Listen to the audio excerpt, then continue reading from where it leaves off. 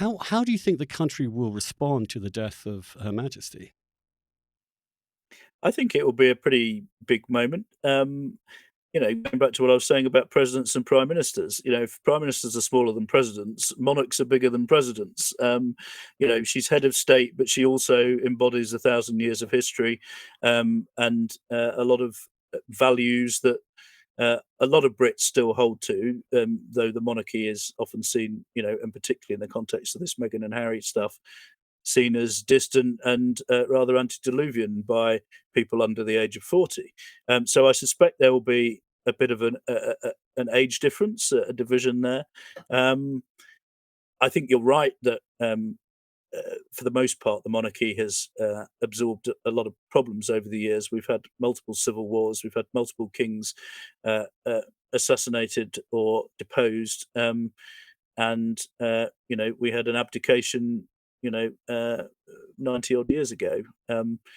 We came back from that, but there's certainly some monarchs are held in high esteem and others aren't. The question is whether, politically, constitutionally, whether anybody's likely to come up with an alternative. And a Right. lot of people in Britain still look at it and think, well, what is the alternative? The alternative is, President Tony Blair or something like that. And a lot of people turn up their noses at that. I suspect if it happened, we'd all get on with it. And within 5 years, no one would much notice the difference. But It's not gonna happen, um, Tim.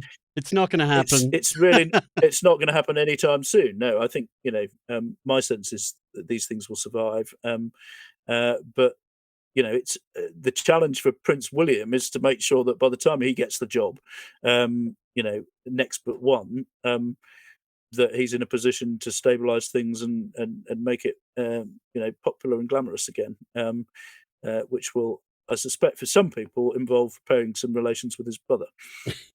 People loved Harry. They used to love Harry in Britain. He was kind of their favorite royal, and now he's one of the least favorite Well, he was a bit royals. like Boris. He was the cheeky chappy. I think Yes. there's just I think with Harry, there's a great deal of sadness. I mean, clearly there was a slight British element that, Meghan has come along a little bit like Wallace Simpson and stolen away our favourite prince, and not shown a great deal of respect to the institution while she's done it. Now, clearly there are rights and wrongs on both sides, and I suspect some of her, the way she was treated was pretty appalling. But there's a kind of, Britain is not terribly comfortable with members of the royal family going on television and pouring out their hearts in the way that was done. And there's a bit of disappointment that Harry decided to join in as well, I think. Uh, Especially it may be jumping seen ship on to your side of America. the.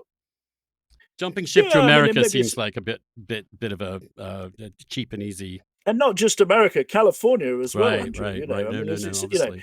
and Britain is not a country that where people talk openly about being in therapy and speak in those kind of tropes. And that whole interview was one long therapy session, wasn't it?